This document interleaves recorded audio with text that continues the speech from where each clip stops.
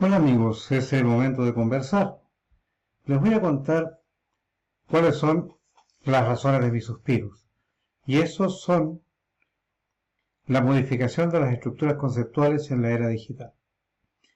He intentado hacer algunos mapitas conceptuales para poder conversarlos. El primero se relaciona al hipermundo. El hipermundo, descrito por Víctor Sandoval a mediados de los años 70, en que las dimensiones largo, ancho y alto relacionadas con la distancia, junto con la dimensión temporal y la infraestructura digital, componen una nueva estructura que percibimos como mundo, que vendría a ser el hipermundo. Este se apoya fundamentalmente en la dimensión digital, de acuerdo a lo que planteó en su momento Bernatsky, Teilhard de Chardin y también Francisco Varela. Las tecnologías de la información y las comunicaciones, llamadas TIC, son las que constituyen la base de esta dimensión digital. Hacen y componen la infraestructura, las herramientas que utilizamos sacando de la infraestructura, y son a su vez objeto de estudio. Son infraestructura porque sobre ellas nos apoyamos, sobre una infraestructura de redes nos estamos comunicando, utilizando una herramienta que es un sistema de videoconferencia, un sistema de grabación de contenido, etc. Bien, esto ha implicado un gran cambio. Ha implicado cambios en nuestra forma de percibir el mundo de distintas formas.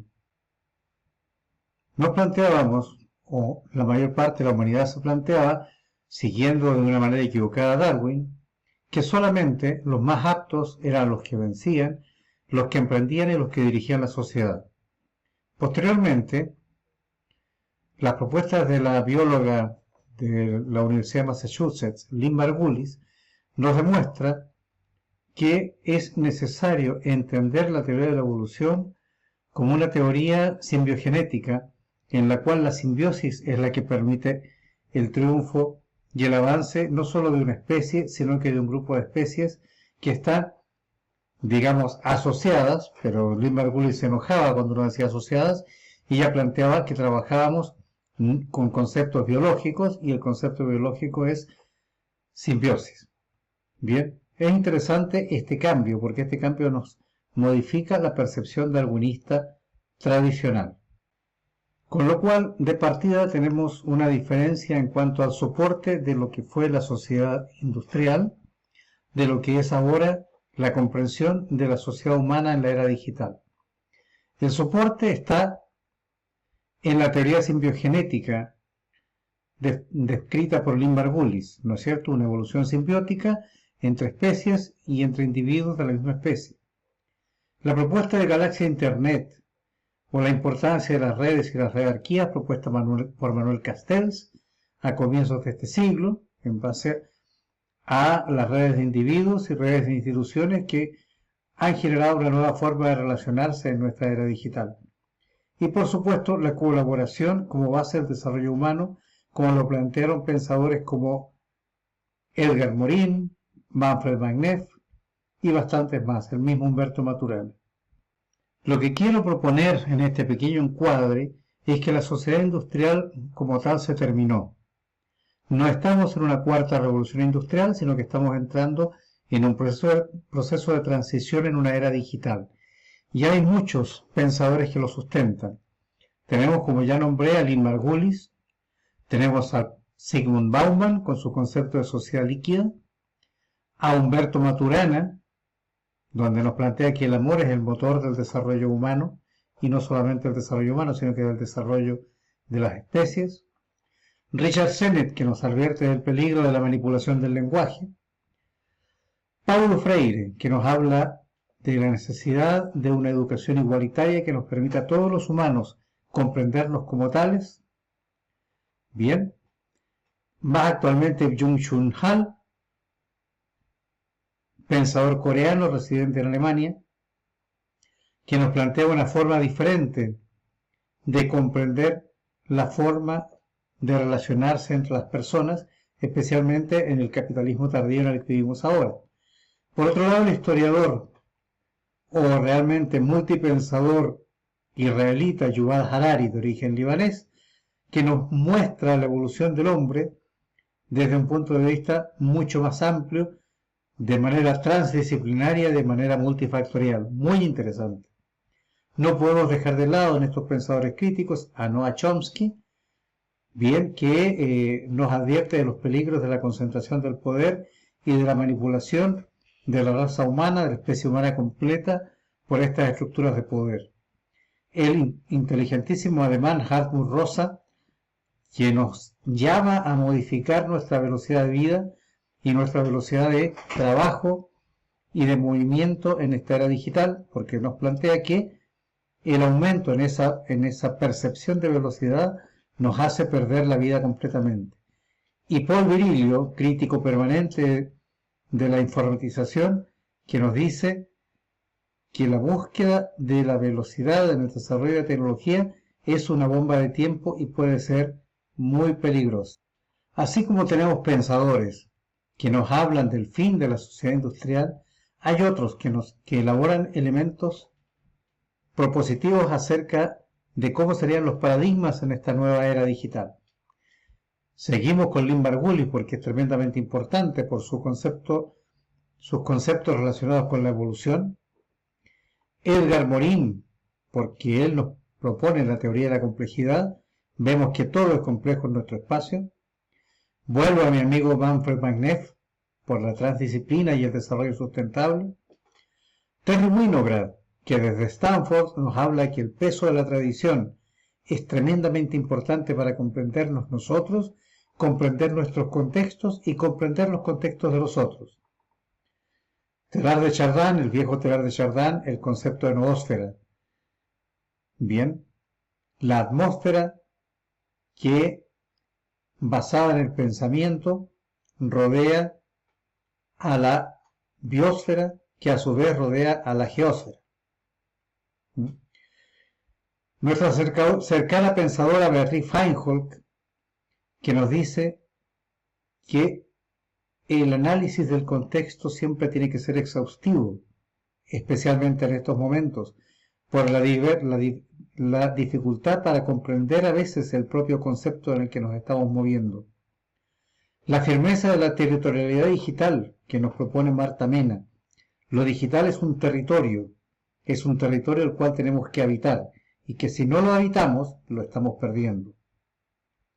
Insistimos con Paulo Freire, con respecto a la necesidad de la educación igual de todos, no más educaciones de opresores y de oprimidos.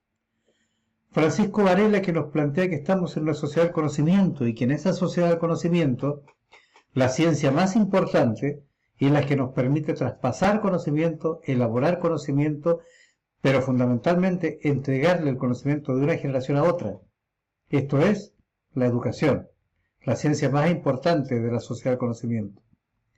Tony Bates, desde Canadá, nos plantea que no podemos dejar que sea el mercado el que manipule el lenguaje, sino que somos nosotros los que tenemos que buscar la comprensión humana del lenguaje.